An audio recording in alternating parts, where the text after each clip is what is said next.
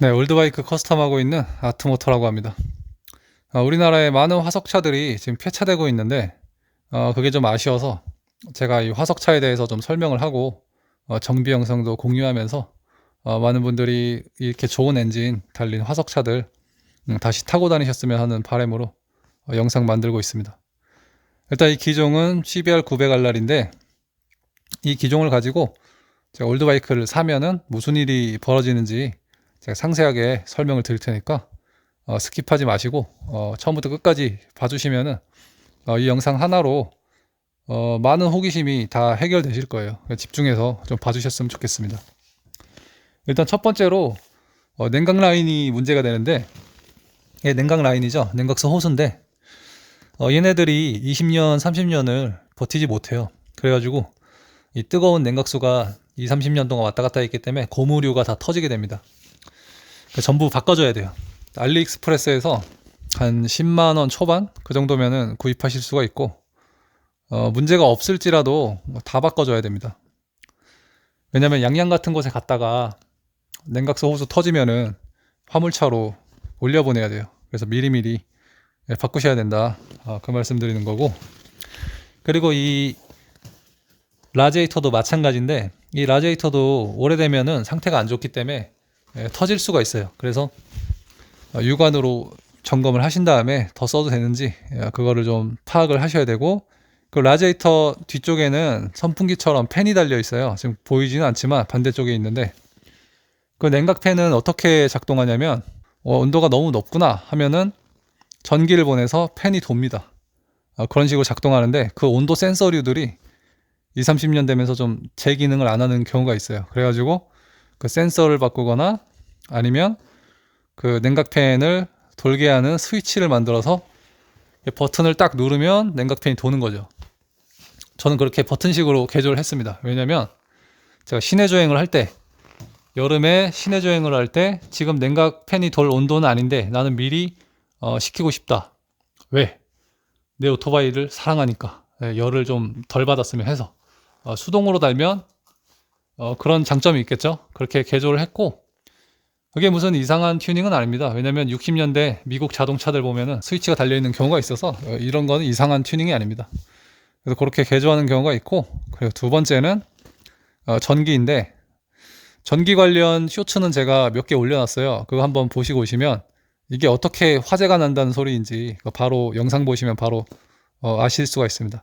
그래도 짧게 설명을 드리자면, 이 옛날 정비사분들이 이 메인 배선 플러스에서 뭔가 따와가지고 충전을 만든다든지 열선 그립을 만든다든지 안개등을 단다든지 이런 작업을 할 때 그 피복을 제대로 납땜을 안 하고 대충 해놨으면은 그게 오토바이의 진동, 그리고 얼었다 녹았다 열 먹었다를 반복하면서 전기 테이프가 풀리게 되고 말아놓은 전선도 풀리려는 성질이 있고, 그래가지고 그게 마이너스가 흐르고 있는 본체와 만나게 되면 스파크가 튀겠죠. 그러면 화재가 날 수 있습니다. 이렇게 오래된 기종들은 캐브레터나 연료 라인 쪽에서 휘발유가 조금씩 새는 경우가 있단 말이에요. 그러면 이제 그 스파크와 휘발유가 만나면 화재입니다. 그래서 그런 라인들을 찾아서 컷하면서 거기가 문제가 있다면은 납땜해서 보강하면서 전기 작업을 이렇게 한번 하셔야 돼요. 굉장히 중요합니다. 제가 쇼츠로 올려놓은 섀도우 같은 경우는 그 배선 작업 때문에 시동이 안 걸렸어요. 시스템에 아무 문제가 없는데 전선이 타서 너무 얇아져서 스타트 모터로 전기가 넘어가지 못하니까 시동조차 안 걸리는 그런 상황입니다. 혼다 코리아에서도 정비 포기하고 센터 몇 군데에서 포기했는데 제가 배선 정리하면서 바로 살아났어요. 그만큼 전기가 중요하고 전기 하나로 여러분들 100만원, 200만원 우습게 털립니다. 뭐가 고장이에요? 저게 고장이에요. 이거 바꾸셔야 돼요. 그렇게 하면서 돈 빨리는 게 바로 전기예요. 그래서 전기 작업이 가장 중요하다, 그렇게 볼 수 있습니다. 안전과 바로 연관되어 있는 그런 작업이니까. 전기가 기계적으로는 어떤 고장이 나냐면 그 충전기 쪽에서 고장이 나는데 오토바이는 엔진이 회전하면서 그 회전의 힘을 이용해서 발전을 하게 돼 있어요. 그 발전을 하는데 지금 여기는 클러치지만 반대쪽에 똑같이 있습니다. 그 반대쪽에 구리가 들어있어요. 그래서 그 구리 코일은 가만히 있고 돌면서 전기를 만들어가지고 위로 올려보내요. 삼선으로.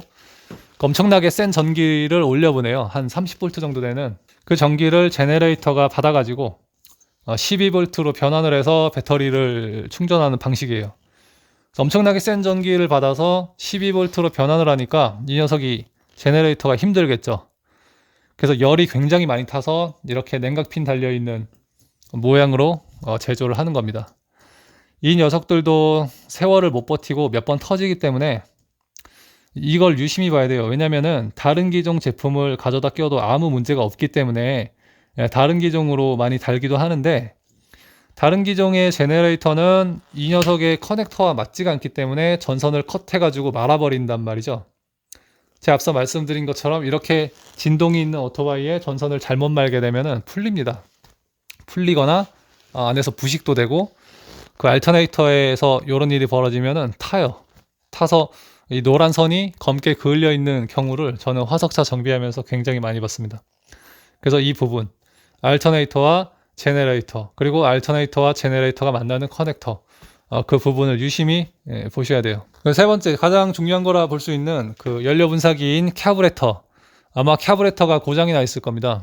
카부레터가 정상인 경우는 그냥 없다고 보시면 돼요. 일단 이 카부레터도 마찬가지로 세월이 지나면서 이게 쩔어붙어 가지고 나사류들이 잘 안 풀려요. 그래가지고 이 나사를 푸는 요령이 없는 정비사분들은 이걸 다 빠가를 내놓습니다. 나사가 안 풀려가지고 정비 자체가 굉장히 에러가 많아요.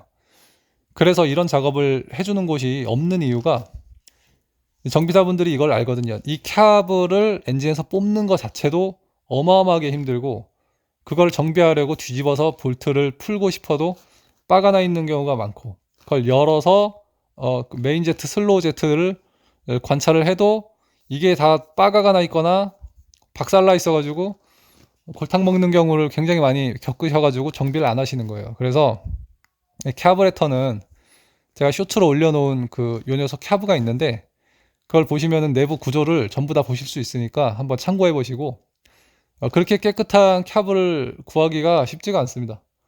그래서 요즘에는 알리에 그 제트류들이 다 나오기 때문에 일단 분해만 잘 할 줄 아시면은 내부 부속은 쉽게 갈 수가 있어요. 그래서 너무 겁먹지 마시고, 내가 빠가낸 내부 부속들이 알리에 존재한다, 그걸 알고 접근하시면 되고, 이 카부레터가 고장나는 이유는 뭐냐면, 카부레터는 이 휘발유를 이렇게 담고 있거든요. 담고 있는데 이게 시즌 오프가 되면은 이 휘발유가 증발되면서 카라멜처럼 떡이 지게 돼요. 그 떡진 상태에서 다시 휘발유를 넣으면 그 카라멜들이 붕 뜨면서 바늘구멍 같은 연료분사기 제트류를 맞게 됩니다. 그래서 시동이 안 걸리는 거죠. 그런 문제가 생기니까 이 캡차들은 주기적으로 시동을 걸어줘야 돼요. 내가 오토바이를 안 타도, 한겨울에도, 영하의 날씨에도 일주일에 한 번씩 시동을 걸어줘야 된다, 그런 단점이 있죠. 그래서 카부레터는 그런 식으로 막히게 되는 거고, 여러분이 화석차를 사게 되면 카부레터가 정상이 아닐 겁니다.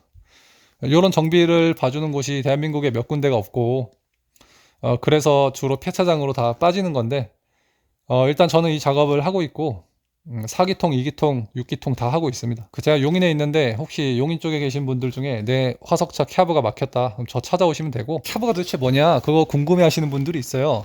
그래서 캡브에 대해서 좀 짧게 설명드리자면, 카부레터는 그 연료를 분사하는 그 과정에 있어서 어떠한 전기적 장치도 달려있지가 않습니다. 그게 무슨 의미냐면, 요즘 분사기 인젝터들은 이렇게 전기로 쏘잖아요. 근데 이 녀석들은 그 엔진이 빨아당기는 이 흡입력을 이용해서 연료를 빨아먹어요. 연료를 빨아먹는다. 뭔 소리냐면, 우리가 빨대를 가지고 물을 빨아먹을 수 있듯이 엔진 피스톤이 내려갈 때 엄청난 압축으로 빨아당기거든요. 그 빨아당기는 힘으로 휘발유가 빨려 들어가는 거예요. 그렇기 때문에 이 과정에서 어떤 전기 장치도 개입할 필요가 없는 거예요. 굉장히 기계적이고 그래서 재밌어요. 이 캡브 엔진을 전기차 세상에 오기 전에 한 번쯤은 타보셔야 된다, 저는 그렇게 생각하거든요. 오토바이 마니아라면 꼭 한번 타보셔야 되는 게 캡브차예요. 그래서 오늘 이렇게 화석차에 대해서 좀 설명을 좀 드렸고, 많은 분들이 이 화석차의 매력을 좀 알고 많이 느끼셨으면 좋겠는데, 지금 아쉽게도 우리나라에 그런 문화가 별로 없죠. 화석차 정비 꾸준히 올리면서 여러분들이 화석차에 대해서 좀 더 만만하게 생각하고, 나 이거 고치면 돼, 제너레이터 갈면 돼, 알터네이터 탔어, 뭐 그런 식으로 좀 이 지식을 가지고 접근할 수 있게 제가 좀 도와드리고 싶어서 촬영해 봤습니다. 그래서 오토바이 시동 소리는 자랑을 해야겠죠.